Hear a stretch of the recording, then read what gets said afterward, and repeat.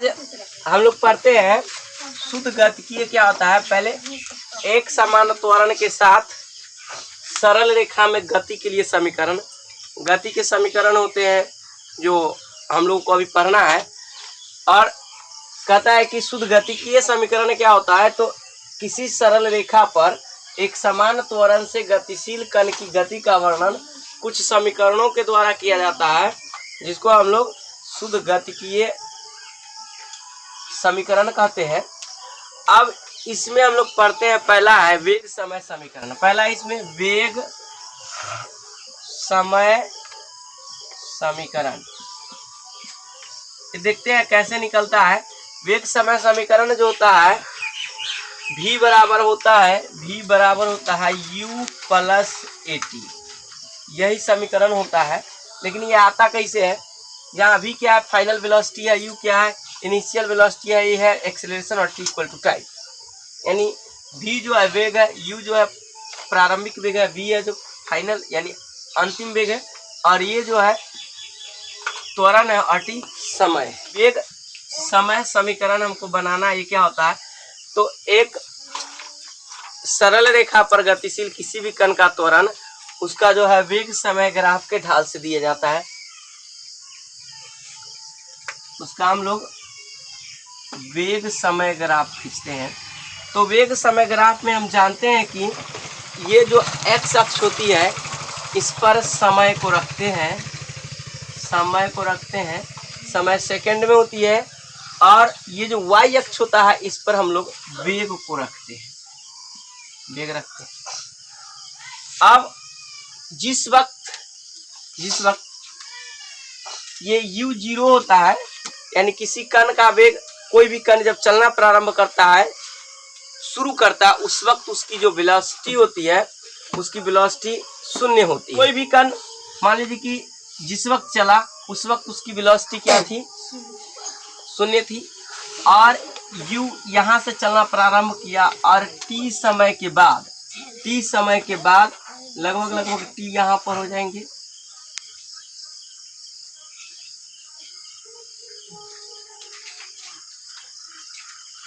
ये 30 सेकंड के बाद उसका जो वेग है v हो जाता है। देख लीजिए v कहाँ पर होगा, ये v हो जाता है। तो ऐसी परिस्थिति में इसका वेग समय समीकरण कैसे निकलेगा, इसको हम लोग देखते हैं। देखिए यहाँ पर तो u है और ये o दे दिए हम लोग, और इसको क्या करते हैं, इसके समानांतर एक रेखा खींच देते हैं। इसके समानांतर जो रेखा खींचेंगे ये हो गई, यानी जब ये पॉइंट ए से कोई भी वस्तु या कोई कण चलना प्रारंभ की, उस वक्त इसकी वेलोसिटी क्या है, u है, और t समय के बाद उसकी जो वेलोसिटी हो जाती है v हो जाती है, और वह b बिंदु पर पहुंचता है। तो यहाँ पर इसकी वेलोसिटी v है, यानी अंतिम वेग क्या है, v है, और प्रारंभिक वेग u है। तो इसकी जो ढाल होगी, ये त्वरण जो मिलता है ये ढाल होती है, किसी भी उसका जो मिलता है त्वरण, किसी भी पार्टिकल जो एक समान त्वरण से किसी सरल रेखा पर गतिशील किसी भी कण का जो त्वरण मिलता है वेग समय ग्राफ की ढाल से देखिए। तो ये ढाल बराबर क्या हो जाएगा, ये ढाल जो है, ढाल बराबर हम लिख सकते हैं, ढाल बराबर यहाँ लिखते हैं हम लोग, ये BC बटा AC, और इस BC को हम लोग क्या लिखे, BC बटा AC है। इस BC को हम लोग लिख सकते हैं BE, क्या है, BE माइनस CE बटे ये BC है, तो इसको लिख सकते हैं यहाँ से यहाँ तक BE माइनस CE, अब बटे ये जो है AC को, ये AC को लिख सकते हैं OE, ये हो गया OE। अब देख लीजिए ये A बराबर जो हो गया, A को त्वरण कहते हैं, BE क्या है, BE जो है ये v है, क्योंकि यहाँ से यहाँ तक इसकी फाइनल वेलोसिटी क्या है, v है। BE बराबर ये हो सकता है, b जो यहाँ से यहाँ तक की जो लंबाई है v है, पूरा वेलोसिटी है यहाँ से यहाँ तक, इसका वेलोसिटी क्या है, v है, तो बीई की जगह पर हम v लिखेंगे माइनस सीई। ये सीई जो है, ये सीई यहाँ से यहाँ तक ये क्या है, यहाँ से यहाँ तक इसकी क्या है, वेलोसिटी u है, यानी प्रारंभिक वेग u है।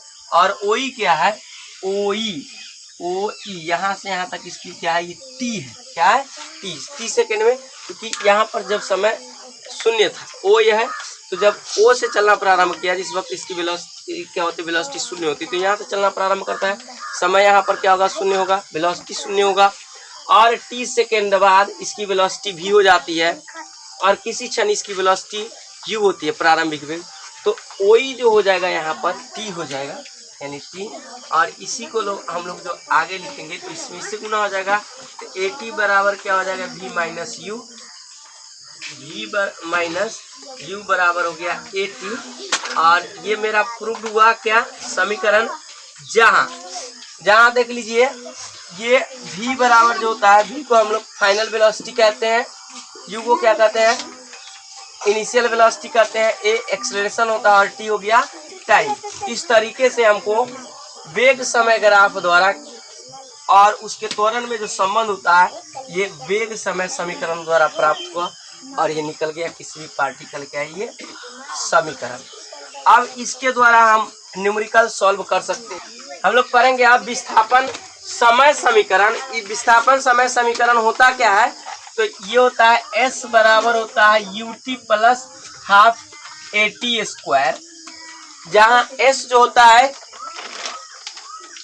होता है यह विस्थापन होता है, u जो होता है यह प्रारंभिक वेग है, t समय है, हाफ तो ये तो इंटीजर है, a जो होता है यह एक्सेलरेशन यानी त्वरण है, और t तो समय सब लोग जानते हैं। इसी को हम लोग को सॉल्व करके बताना है कि s बराबर ut plus half at square आता कैसे है। तो देखिए, किसी भी कण द्वारा ये विस्थापन जो होता है, किसी कण द्वारा अगर ये जो कवर्ड किए गए, तो उसका जो क्षेत्रफल होता है, एरिया जो होता है, उस क्षेत्रफल के द्वारा उसका विस्थापन प्राप्त की जा सकती है। तो देख लीजिए, जब कोई कण बिंदु A से u वेलोसिटी के साथ चलना प्रारंभ किया और बिंदु B तक पहुंचने में उसके द्वारा जो कुल विस्थापन जो होता है, ये समलंब चतुर्भुज OEBA के क्षेत्रफल के बराबर हो जाएगा। तो लिखेंगे S बराबर क्या हो जाएगा, यहाँ पर S बराबर समलंब चतुर्भुज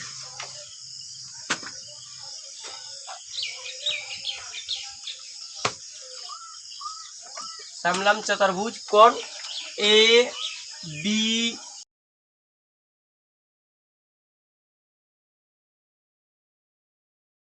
O का क्षेत्रफल।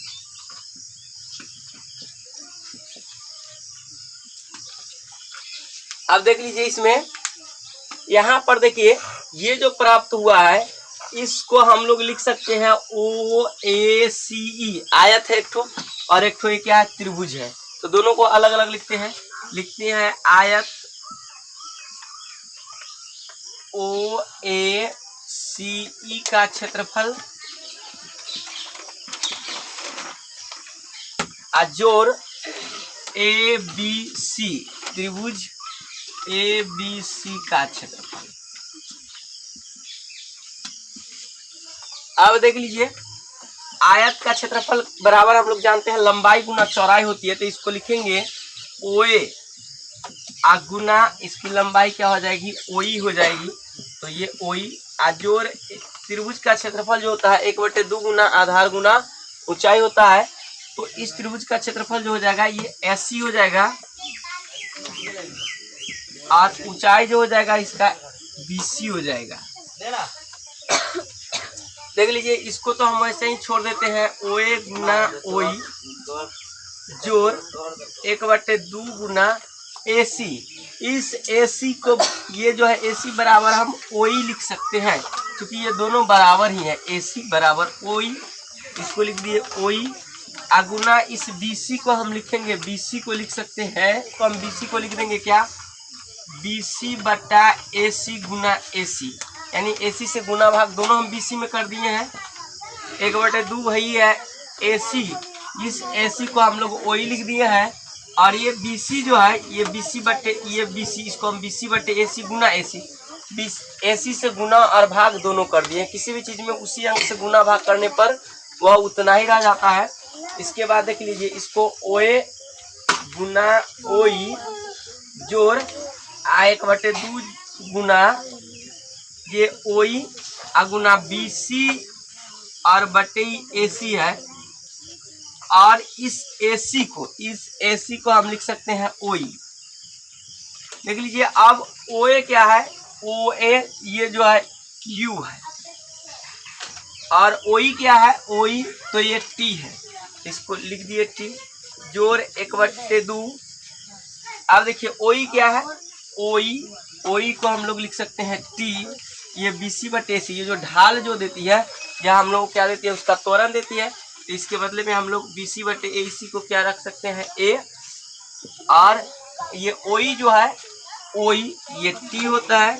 अब इसको हम सही से लिख दे तो U में T से गुना हुआ UT हो गया, जोड़ 1/2 तो है ही है, और A का A T में T से गुना हुआ तो T² बन गया। तो इस तरीके से हमको जो व्यंजक प्राप्त हुआ क्या हो गया, S बराबर हो गया UT प्लस हाफ AT²। ये हम लोग को जो निकला, यह क्या निकला, विस्थापन समय समीकरण, जिसमें S बराबर होता है विस्थापन, U बराबर होता है इनिशियल वेलोसिटी यानी आरंभिक वेग,